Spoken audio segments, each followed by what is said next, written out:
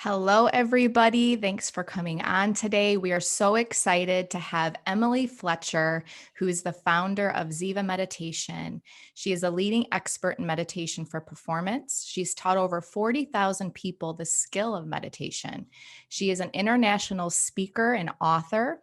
Her best-selling book, Stress Less, Accomplish More, debuted at number 7 out of all books on Amazon and has been translated in 12 different languages. Ziva graduates include Oscar, Grammy, and Emmy Award winners, Navy SEALs, and NBA players. The Ziva technique is a powerful combination of mindfulness, meditation, and manifesting, designed to help you get better at life, not just meditation. Thanks so much for coming on. Emily, can you hear us? I sure can. Yeah. Okay. I love it. Where are you from, Crystal? I love your accent. I know. Michigan, good old Michigan. Come on. My first boyfriend was from Michigan, and I feel like I just have a real affinity to that I love part of the that. country. I love her accent too. It's her A's. It's like dad, mad. I know, and I don't recognize it, but people tell me that. I love it though. Well, I'm Southern, and so I don't recognize it until I have 2 cocktails, and then it really comes raging out. It comes flowing out. Yes, yes. That's hilarious. Well, we were just talking with Emily before we started recording, and we were telling her how, Dr. Crystal and I have a practice, and we pretty much insist that all of our patients do her Ziva online meditation program if they want to work with us, because, what we do is great with testing and diet and supplements, but you have to work on all areas. And stress is, the biggest, in my opinion, trigger for any underlying issue. So we love this program, and we'll get more into the program. But before we get into the program, why don't you kind of tell us your story? Like, how did you get into this, meditation? What inspired you to become a teacher? So I used to be on Broadway dancing 8 shows a week, 6 days a week. And it's what I wanted to do since I was a little girl. And I really thought that once I achieved this goal of being on Broadway, that I would be happy. Yeah. And then lo and behold, 3 weeks after my Broadway debut, was the most miserable I'd ever been. And then I thought, well, my happiness must be in the next show, the next job, the next boyfriend. And I did that for about a decade until finally I was in a chorus line understudying 3 of the lead roles. And that means you have no idea which character you're going to play when you show up to the theater. So you're basically in a constant state of panic and anxiety. And this one night I was in my dressing room, I was doing my taxes, and I hear a voice over the loudspeaker and they say, "Emily Fletcher, we need you on stage right now." And so I start panicking and I run down 7 flights of stairs. Someone from wardrobe threw me in a leotard. I get on stage. I still don't know who I'm playing. So I'm looking around and well, there's no Val. I'm in purple. I guess I'm Val. And so I jump into a 6-page song and dance, and it is the terror that I felt really cannot be overstated. And I wish I could say, you know what, I nailed it, but I did not. It was awful. It was embarrassing. I couldn't hit the notes. I was on stage sucking, knowing I was sucking, feeling like I was letting my cast down, feeling like I was letting the audience down. And so this constant stress led to insomnia. I couldn't sleep through the night for 18 months, started going gray at 27, started getting sick and injured. So here I am on Broadway, living my dream, and yet I'm miserable. And so thankfully, the woman sitting next to me in the dressing room, she introduced me to her teacher and said, first of all, I should say that this woman was crushing it. Every song, dance, bite of food she ate was a celebration. So I was I'm going to need to have some of what she's having. And then she said, "My teacher's in town. Do you want to learn?" And I said, "Yeah," because she said her secret was meditation. So I went along to this class. And on the first day of the first class, I was in a different state of consciousness than I had ever been in before. And I liked it. And then that night I slept through the night for the first time in 18 months. Wow. And I have every night since, and that was 13 years ago. I then did not get sick for 8.5 years. I stopped going gray. I stopped getting injured. But the most profound change is that I started enjoying my job again. And so I left Broadway I went to India and I started what became a 3-year training process to teach. And then since graduating, like you said, I've taught 40,000 people, not just meditation. So like after about 6 years of teaching just meditation, I realized that meditation alone is not enough. Like there's a reason why 50 million people have downloaded quote unquote meditation apps and that the world is still ragingly stressed. So I started asking deeper dive questions of my students of like, hey, what's really going on here? Like, why aren't you starting? Why are you picking it up and putting it down? And when I got to the deeper answers, that's when I developed the Ziva technique. And so that's a beautiful, as you said, combination of mindfulness, meditation, and manifesting. And I'm sure we're going to talk today about how the special sauce really is in the whole, like the whole is greater than the sum of its parts. So it's been the honor and the joy of my life to share these tools with people. Yeah, we notice in our practice, it's, we talk about your program and then we go into detail, and we have to literally it's like I'm selling a car. You know what I'm saying? I'm like, I don't know what it is about meditation that people resist so much, but they do. And I'm like, you don't understand. This is why you need a program. You can't just download an app and expect to get the same type of results and to be as committed to it.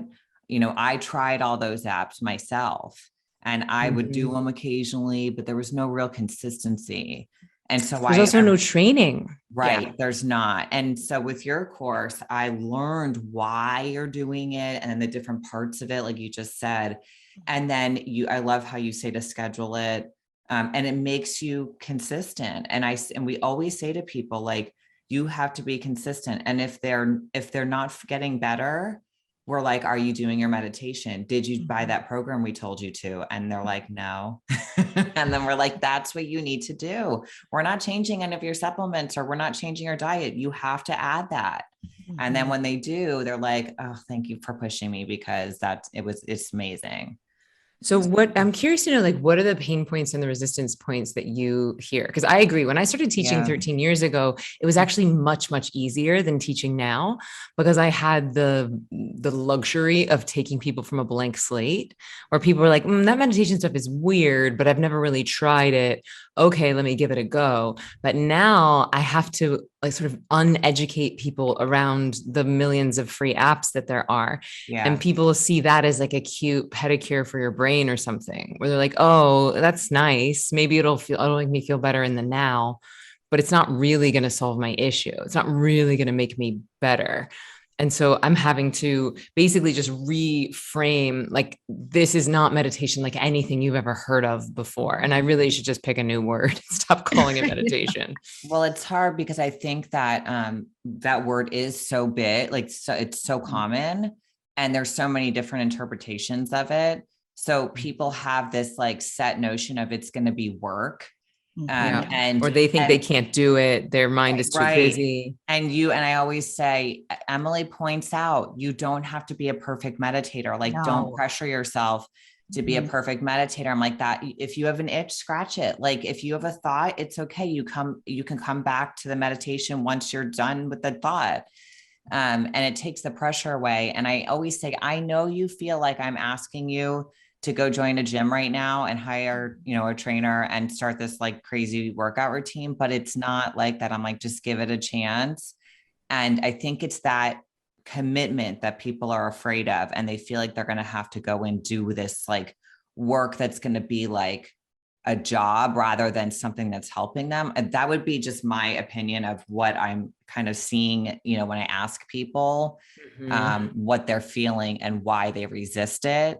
But once they start it and get started with the program, they always thank us, always. Yay. And when they thank you, like, what shifts are happening? What are you noticing as the effect on their bodies, on their hormones, on their lives? Everything.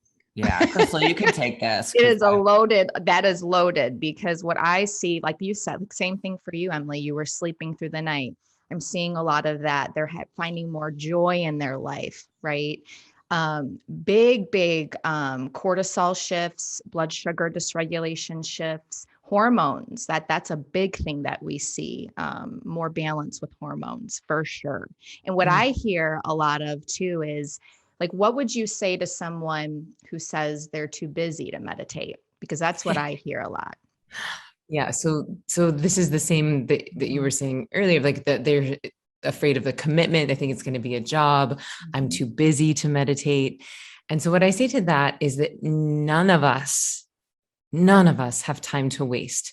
Our time is our most valuable resource, and it's not renewable, right? It's finite. We got a limited number of minutes before we hit the grave. And so we really want to take care of how we're spending our time. So obviously none of us have time to waste, but I would even argue that none of us have time to spend. All of us have time to invest. Yes. And the reason why people think that they're too busy to meditate is that likely they haven't been taught yet. So they have no idea what they're doing. They're not using a technique that's made for them. They're likely using something that's made for a monk, which is what most of the apps are. And if they're doing one of the guided apps, then again, that will create a state change. It will make you feel better in the now. But what Ziva does is that it heals you as a trait change. It heals you on a cellular level. It heals the stress from your past. So it actually gives you a huge return on your time investment. So it's like if I were to say, hey, Becky, if you give me $30, I'm going to give you back $150. Would you take that deal? Hell yeah. That's called like an exponential return on investment. And that is what I'm asking people to do. I'm saying, hey, give me 15 minutes twice a day, and I'm going to give you back. Well, first of all, I'm going to give you 2.5 hours worth of sleep without a sleep hangover. And then I'm going to give you back hours in your day. Like, would you take that deal? You'd be like, duh, of course I'll take that deal. But because most people think meditation is free apps that, again, make you feel nice in the now, but aren't going to give you a huge hit of productivity or a huge hit of cognitive improvement or a huge change in your hormones or your insomnia or, immune function, which has all been scientifically proven, then you're not getting that same ROI. So the type of meditation really matters. Whether or not you have training really matters. And so all meditation is not created equal. So everyone is right. You are too busy to do a guided app that isn't made for you, where you don't see a return on investment. You are too busy for that. You're not too busy for a thing that's going to cure your insomnia, reverse your body age by 15 years, improve your IQ by 12 points, make your immune system stronger, balance your hormones, and improve your skin elasticity. You're not too busy for that. Who doesn't want that, guys? Who doesn't want And the thing is that knowledge is power to me. Yes. So when you are taught why you're doing something, which is what your program does, it makes you want to do it, which is why, like, if we have a histamine intolerant patient, which we have a lot of that, or like thyroid, we give them my book because I'm like, you need to educate yourself much, more than I have in 30 minutes, but to exactly what's going on so that you don't mind sticking to this program. You want to, because you know why you're doing it. So it's the same thing with your program. It's like you teach why you do it and how and what it means and what it's doing. So then the person is like excited to do it rather than feels like it's a chore. So that's what we notice. And another thing that we notice, because we work with some extremely sensitive people, people with mast cell activation syndrome, which I have myself, and you become very fearful of food and supplements, because typically in the past you've had some type of bad reaction, and that's like stuck in your brain that it's always going to happen. And this is one of the reasons we like people to start off this way, because it helps them to let go of that and not have so much fear around everything that they're doing. And we see, what you were asking, some of the things we see, one of the things we really see is people are able to actually tolerate the treatment that they need. So whether it's a food, adding more foods to their diet or taking a supplement to, go through, let's say, a gut healing protocol or whatever, they're able to tolerate them more once we have them doing something like your program. I love that. Mhm. And so just to talk a little bit about why Ziva would help with that sort of, I mean, it's a form of PTSD, right? Like if you Right. took a supplement Yes. and you had a traumatic or scary response in your body, that would leave an open window on your brain computer. Yeah. And every single time we've ever been stressed, every time we've ever gone into a fight or flight stress reaction, it's left an open window on your brain computer. By the time the average adult is 20 years old, we have about 10 million of these. They're called premature cognitive commitments, or PCCs. And over time, it is all these old irrelevant windows on our brain computer that starts to make us stupid, sick, and slow. And so what Ziva is doing is that it's not just handling the windows in the now. It's not just handling the window that you're typing in right now in this moment. It starts to close down all of those old irrelevant stress windows that we've been secretly storing up in our cells. And so just because someone had a reaction to a supplement 2 years ago that was really scary, now if they're meditating every day, twice a day, they started to close down some of those old trauma windows so that you have more presence for the now. You have more computing power for the now. You have more battery power for the now, and you're not as triggered. Like you're quite literally deleting your triggers. God, I love that explanation of the windows. Like that's such a Yes. visual that you can really take and like, okay, that makes total sense. I love that. Mhm. Um, okay, so let's talk about the 3 M's. So that's mindfulness, meditation, and manifesting. So why do you need the 3 M's? Mhm. So first, let's define the difference between mindfulness and meditation, because I am Mhm. definitely in the minority of what I call meditation. So if you say meditation to most people on the street, they're like, oh yeah, I've downloaded Calm or Headspace, or I Yeah. went to a drop-in studio. Like that's what in this day and age people think meditation is, which is like a guide. All those apps are guiding you, guided YouTube videos, and they're all beautiful. Like I'm not here to diss on apps. Okay. They have a relevant purpose, but they are keeping you in your realm of thinking. Anytime you're following someone's voice or imagining something or focusing on anything, then you are activating your prefrontal cortex and you are in the realm of thinking.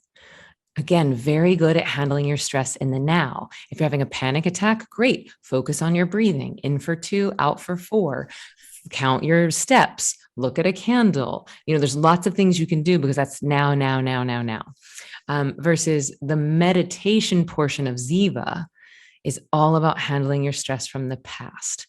And so in the meditation portion of Ziva, which is likely different than anything that most people have tried, it's very different. It's lazy, it's surrendered, it's not about focusing, it's not about clearing the mind. It feels more honestly like a nap sitting up.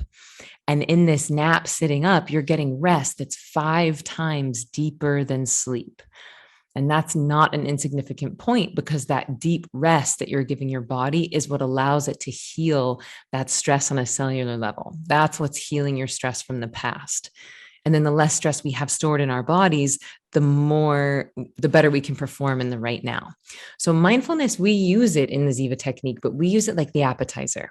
We use it like the warm up, because it's something for you to do. It's something for you to focus on. And it's a great transition from the busy doing of your day into that deep, restful surrender that is Ziva meditation. So we use the mindfulness as a gear shift, where I walk people through a really simple but powerful exercise where they start to use their senses to tune into their body. And even tuning into your senses, actually listening for everything that's happening around you, instead of what people think they should be able to do when they meditate, which is immediately become deaf, dumb, and blind.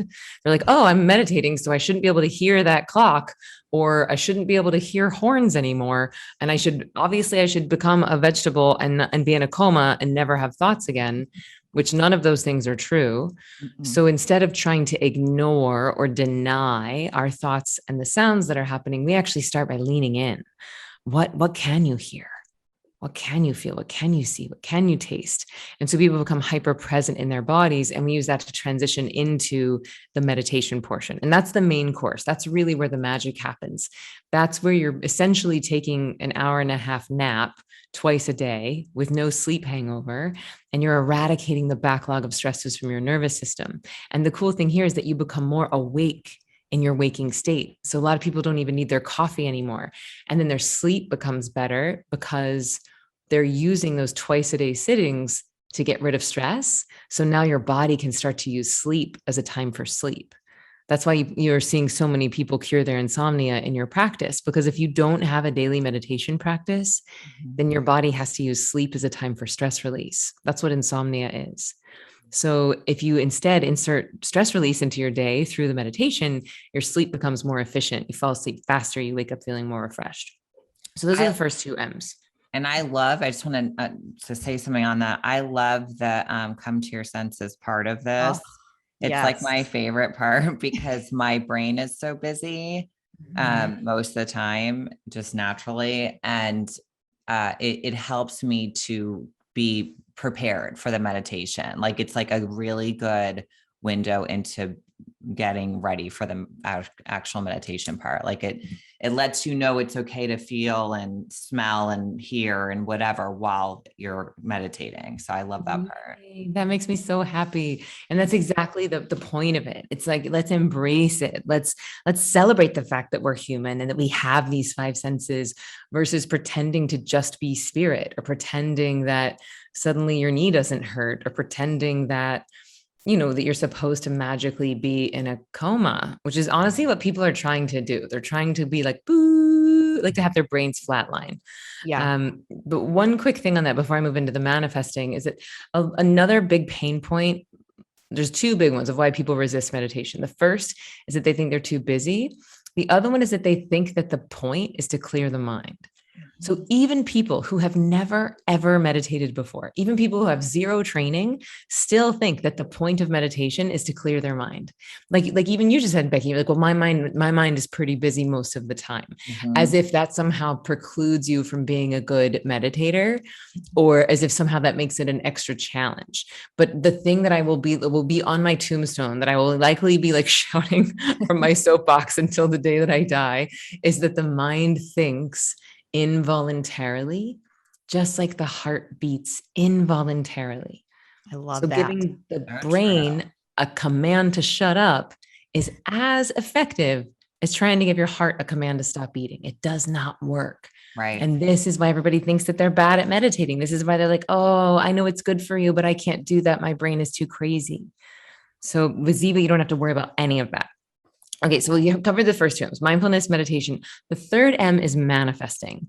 And that's like the dessert portion. That is like the yummy, delicious, okay, now you've accessed source energy. Now you've marinated your brain and body in this bliss chemistry. Now you've got dopamine and serotonin floating all around. Now what are we going to do with it?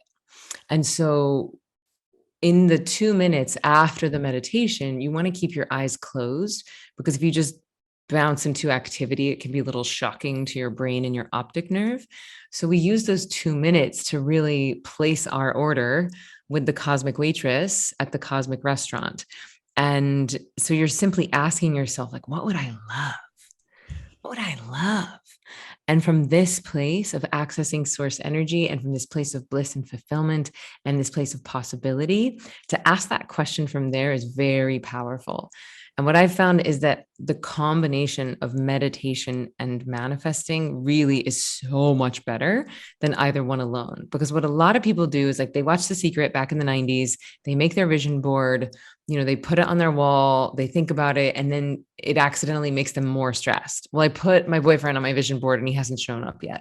I put a Ferrari on my vision board and I don't have it yet. I put 7 zeros on my vision board and it hasn't shown up yet.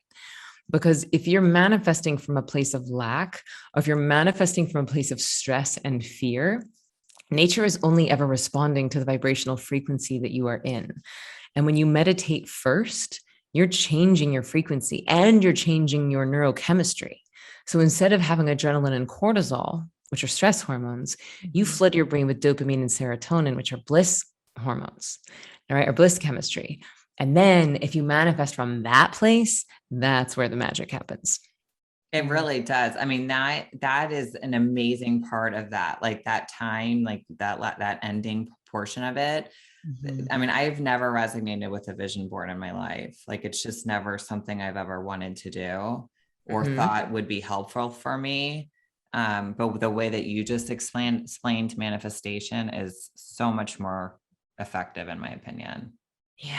I mean, it's such a slippery art, and really you could spend your whole life, practicing it. But the more I learn, the simpler it becomes, where I'm realizing that manifesting really is all about feeling good. It's all about changing your frequency so that you start to vibrate at the same frequency of your dreams.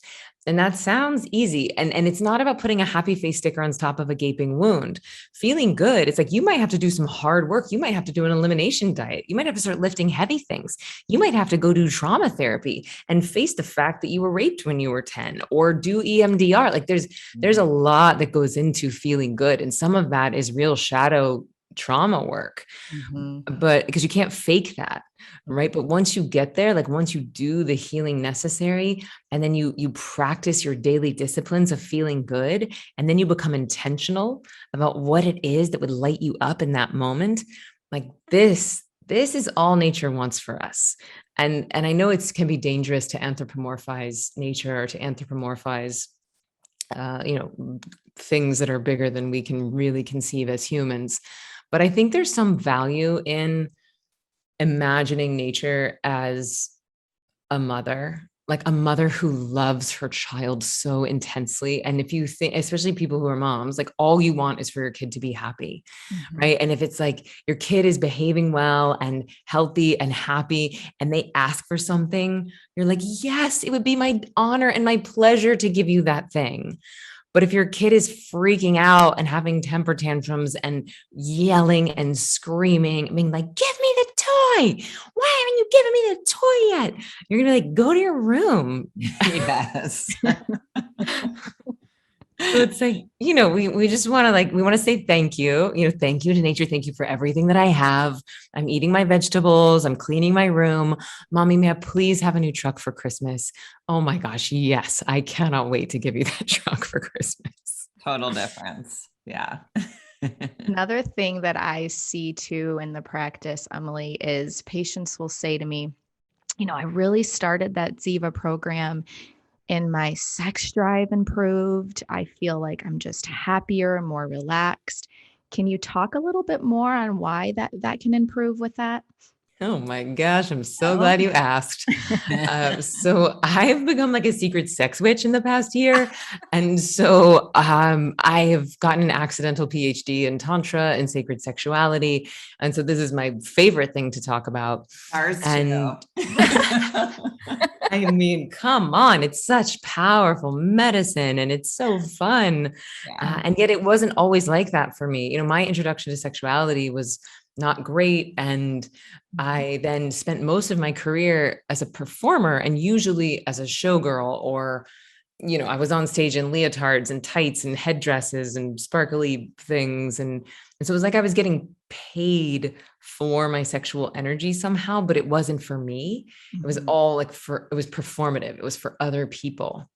And so now I've learned how to reclaim that energy, that life force for myself, and see ecstasy as such a purifying force, that it's actually the thing that's moving you closest to God, versus what we've been sort of trained in our society, that it's dirty or shameful or wrong, or, whatever these sort of dogmatic paradigms are. And the deeper I go into these arts, I'm just finding that nothing could be further from the truth. So the reason why so many people's sex gets better after they start Ziva is that when you are stressed, right? Like if your body goes into fight or flight, it's going to launch into an involuntary reaction, like as if a tiger is attacking you. So the first thing that happens is your digestion floods with acid to shut down your digestion, because you need all hands on deck to fight or flee the tiger. That acid then seeps onto your skin so that you don't taste very good if the tiger bites into you. Then your immune system goes to the back burner, because who cares if you're going to get cancer if you're about to be eaten by a tiger? Bladder and bowels evacuate, vision narrows, adrenaline and cortisol levels increase. So all these chemical reactions are useful if your demands are saber-toothed tigers. But if your demands are kids or in-laws or dealing with an illness or school or jobs, then the fight or flight thing has become maladaptive. It's now disallowing us from performing at the top of our game. And where this relates to sex is that if your body is chronically stressed, if you're chronically in this fight or flight thing, the body is only interested in survival. Okay, fight or flight means keep this meat suit alive. Last thing it's interested in is making new meat suits, right? Like procreation is something you do in a time of safety and a time of solitude and a time of love and goodwill. And so if your body feels like it's under attack, which it does when it's chronically stressed, it's not interested in procreating. It's like, why would I bring a baby into an environment that's not safe? Because that's what stress is. It's your body telling you that it doesn't feel safe for some reason. And so we have to get out of the chronic fight or flight if we want to create appropriate conditions for conception. And sex drive is one of those. And also this conversation relates to fertility as well, because if the body is chronically stressed and acidic, it's going to be a much less hospitable host to a baby. Mm-hmm. So the cool thing is that once you start meditating and doing Ziva every day, twice a day, not only are you getting rid of that adrenaline and cortisol, but you're also starting to flood your brain with dopamine and serotonin. So your baseline level of joy, your baseline level of bliss starts to raise, and you get addicted to those bliss chemicals just like you do any other chemical. So every single time you meditate, you have to start producing more and more of those bliss hormones to feel them. And so your baseline just keeps getting higher and higher. This is why the benefits are cumulative over time. So that's sort of just like the overall thing. You're getting out of inflammation, body doesn't feel in danger anymore. So you can actually tap into or feel any latent sexual charge that might have been there. Now, the other thing is that the 40% of cohabitating adults in America say that the number one reason that they don't have as much sex as they would like is that they're too tired. Mm-hmm. And so with Ziva, 15-minute meditation is like an hour and a half nap. So imagine taking an hour and a half nap at 5 o'clock at night. You may have more energy when 10 o'clock rolls around to have sex with your partner versus if you didn't have an hour and a half nap and you just went home and fell asleep on the couch with red wine watching Game of Thrones. Mm-hmm. So it's really giving your body rest. Now, the other big reason that people don't have sex is, like the classic excuse is not tonight, honey, I have a headache. Well, we have something like a 90% success rate with migraines. So, just these latent things, just any sort of like the little pains, the little overwhelm, the like self-criticism, the old sexual trauma that you might be storing over time, Ziva's going to start to eradicate all of those. And that's going to allow your body to function as it was designed, which is inherently sexual. Yeah.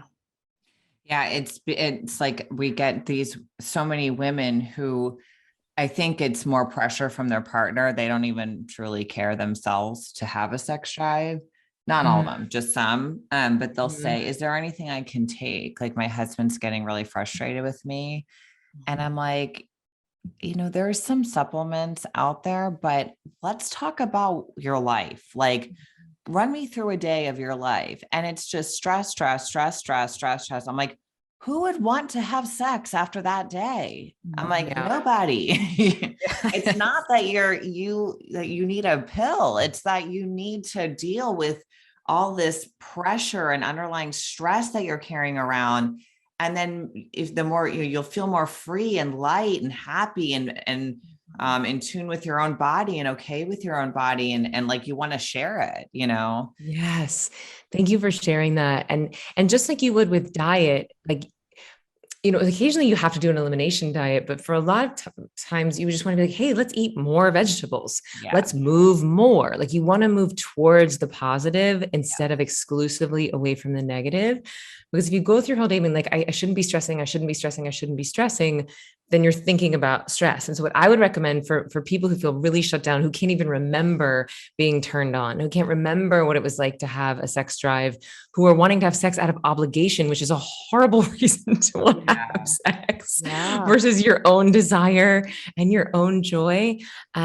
So I would recommend moving towards the positive and adding in a daily pleasure practice, just like you would a daily exercise practice or meditation practice. And I get that people are like, are you effing kidding me? Like I have 2 kids and a job and I'm already trying to do this supplement thing. Like now you want me to like feel good.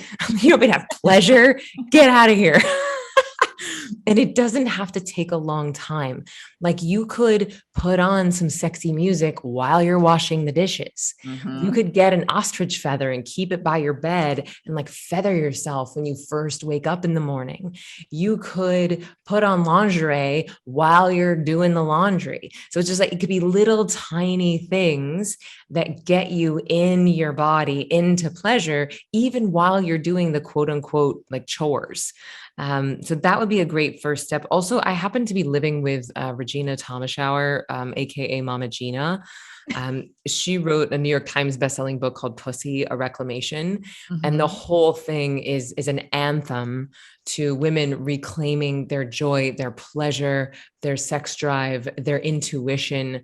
And she has a beautiful program and ideas, and she's just really gifted. So if that is something that is really alive for folks, I would highly recommend checking out her book.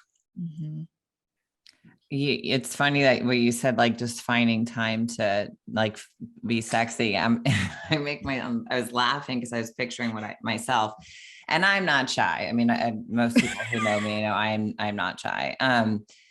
Talking about sex or any of that, but I will put on a full blown like dance routine show while I'm getting ready, like from the start of the shower to the finishing of my makeup because I love music and I love to like just dance and move. And like, a lot of music is sexy too. And so I don't care. I'm like, it's just as part of what makes me feel confident and good and happy and in a good mood. So when you just said that, I'm like, that must be why, like, I'm very sexual. Like it's just within me, and it's talk about a stress reliever. I mean, if you're not having an orgasm, you should. Yeah. I mean, orgasm is a really powerful and healing tool. It can be a mega charge manifesting tool. So I've recently been studying sex magic, which I'm likely going to be introducing in a whole new way to the world and calling it ecstatic prayer. Where basically you get yourself or with a partner or in a group, like any way you want, but like into a state of ecstasy, into a state of pleasure. And then before you even start, you have an image of what you want to create.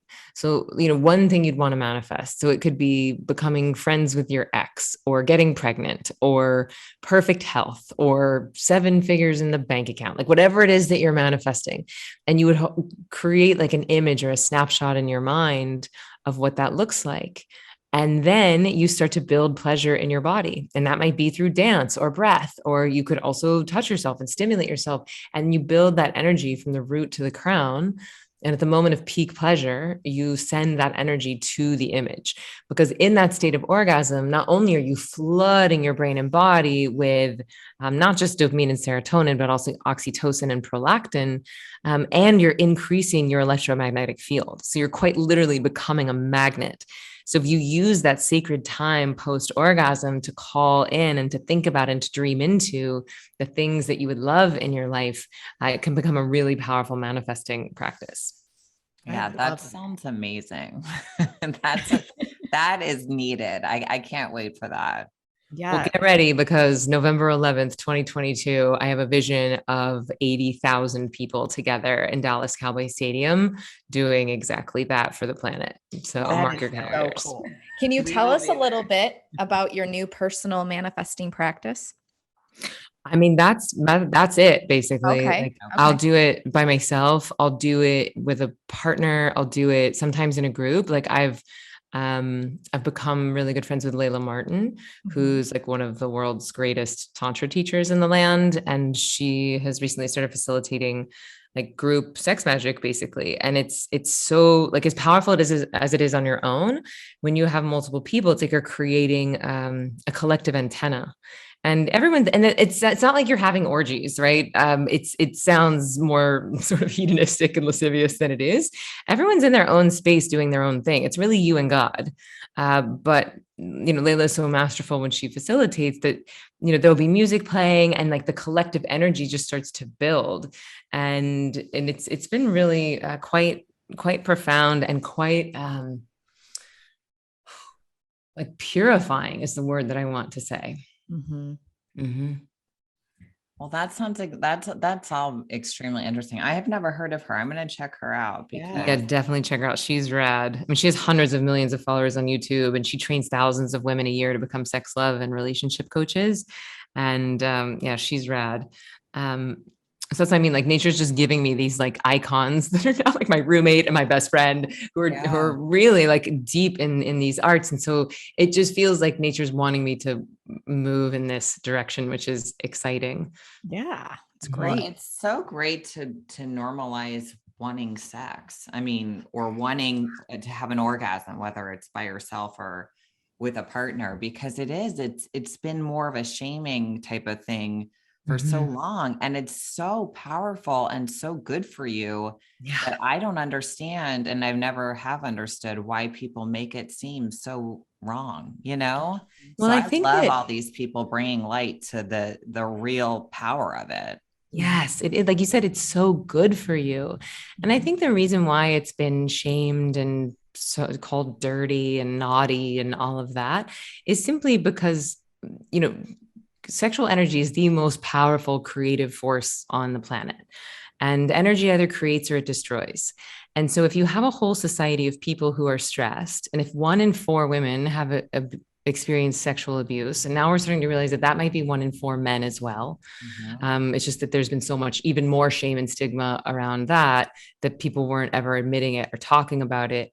But if you think about, okay, so let's say approximately 25% of the human population had some sort of an abusive introduction to sex or sexuality, then we've got a big imbalance on the planet when it comes to this very powerful creative force. And I think that it's playing no small part in the sort of toxic masculinity or the patriarchy that's infusing the health of our planet, the health of our Medicare system, the health of our economic system. And so this is the world that we're changing. You know, we're bringing these forces back into balance. We're creating a beautiful, dynamic, equal polarity between femininity and masculinity.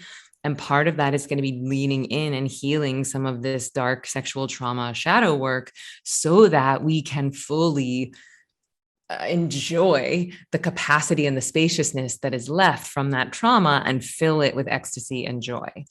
And so, you know, it's none of it is good or bad, but it's like, this is where we are. And the question is, where do we want to go? And where I want to go is, you know, a whole civilization of people that are 1, baseline of joy, 2, you know, set up and ready to receive as much ecstasy and pleasure as they possibly can.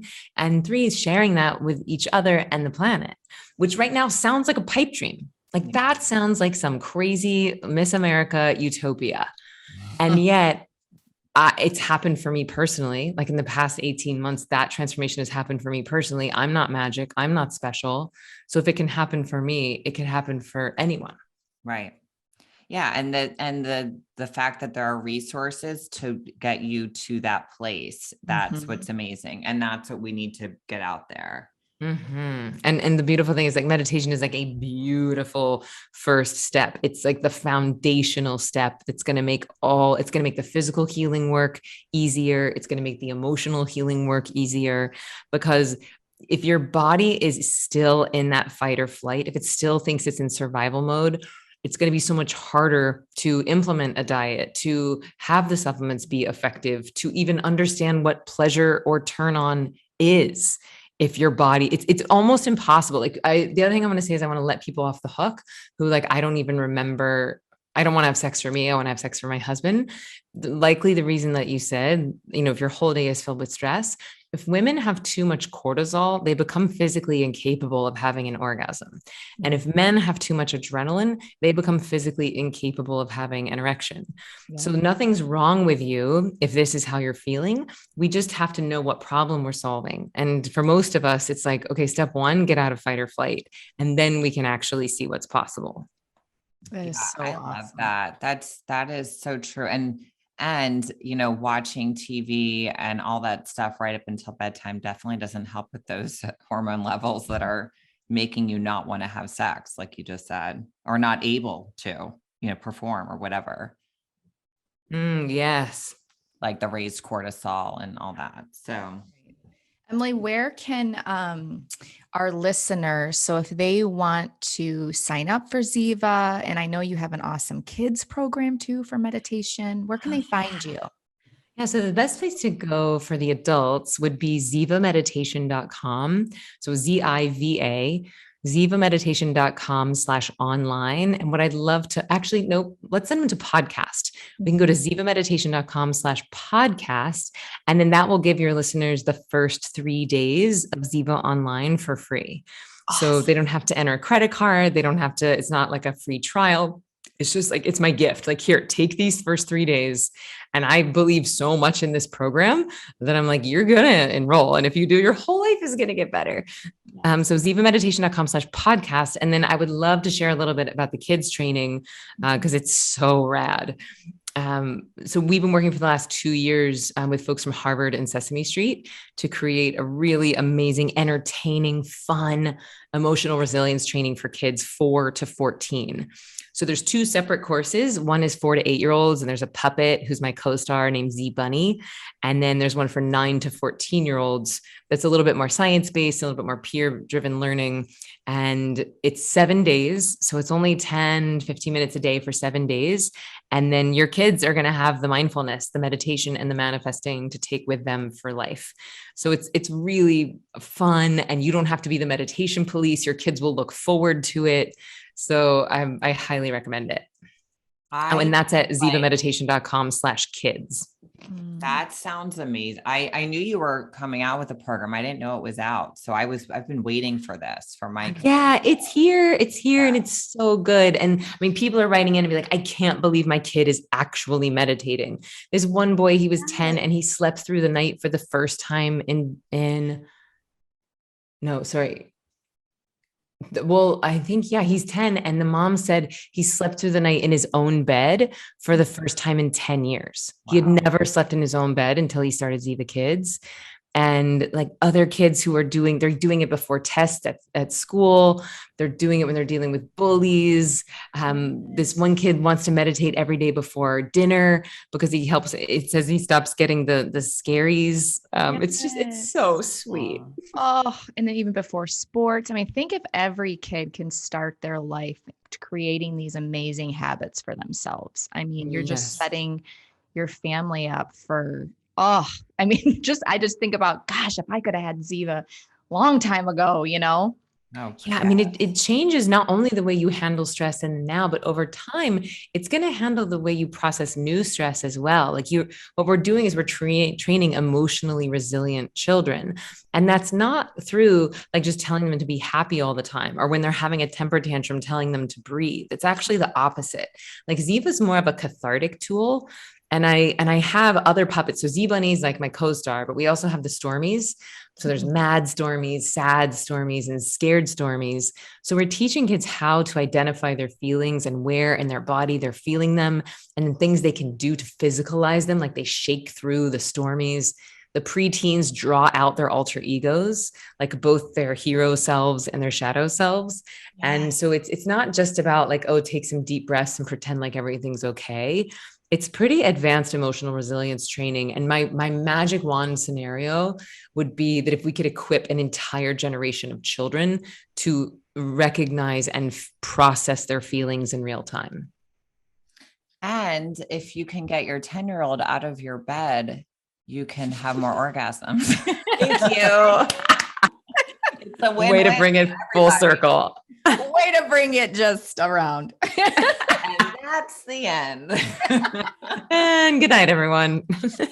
And then tell us the name of your book, because your book's amazing. Oh yeah. I'm just pitching all my friends' books and programs. Okay. So my book is called Stress Less, Accomplish More. Yeah. And the subtitle is Meditation for Extraordinary Performance. Because like, who doesn't want to stress less and accomplish more? And also like, I believe that we meditate to get good at life, not to get good at meditation. No one cares if you're a good meditator. Everyone cares how good you are at life. And so that's what we're all about at Ziva. I love that. That's such a good point. My goodness. Yeah. Well, thank you. So are you ending this, Crystal? Go ahead, Beck. We're like joined at the hip. We do everything at the same time. But thank you so much, Emily. You know, I love you. And I always tell this story whenever I talk about when I met Emily. We were at a party, and it was a costume party, and she was dressed as like an 80s aerobics instructor. And this is before I knew that she was on Broadway, but I was like, look at those high kicks. My goodness. Like, I do have a killer high kick. you do. You really do. I mean, and was that the night that I led Thriller, or was that another time? No, it was Mindshare. So you were full blown Jane Fonda. I mean, I love it. One night at the conference that you're talking about, the head of the conference was like, Emily, I want you to teach Thriller, the choreography to Thriller to the whole 800 person conference. And this was at like 4 p.m. The party started at 6. And I was like, you know that Michael Jackson choreography is very intricate, right? It's like went to my hotel room and taught myself the dance. And then I taught it to the whole crew that night. And it was so fun. Yeah, that is fun. Anyway, Emily is really just not only an amazing teacher and has put so much effort into trying to help people, but in general, she's really an amazing person. So we are so happy to have you. And we really hope everyone gets either the program or even if they want to start with your book and just learns, meditation from a different perspective, and we're really excited to reach more people with this topic, with this episode. So thanks again for coming on. Thank you both for doing the program, for committing to the training, for referring your clients to it. It's like, this is how we grow a movement. We have to clean our own house.